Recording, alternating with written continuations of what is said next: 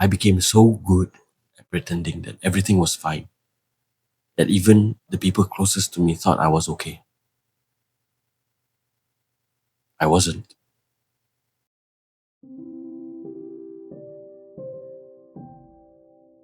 The people who asked me what really happened, I wish I could tell you that the end of my marriage came suddenly.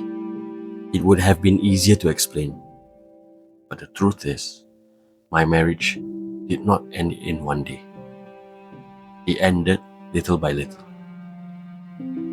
Through disappointments I kept to myself, through tears nobody knew about, through countless moments where I choose understanding over anger, forgiveness over resentment, and hope over hopelessness.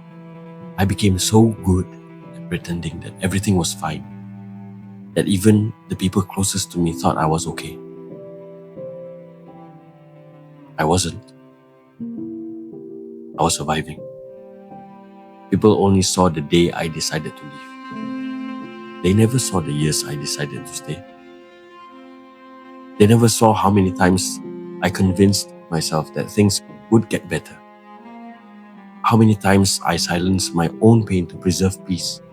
How many times I've accepted less than I deserved because I believed love meant patience and sacrifice. Perhaps, perhaps that was my mistake. I kept waiting for things to change while slowly losing parts of myself in the process. By the time I made the decision, my heart had already been tired for a very long time. It wasn't hatred, it wasn't revenge, and it certainly wasn't because I gave up too easily. If anything, I stayed because I loved too much. I fought for the marriage even when I was fighting alone. I protected memories, promises, and dreams that were already slipping away. I kept trying. I kept trying because I believed that if I just held on a little longer, maybe things would finally become what I had always prayed for. But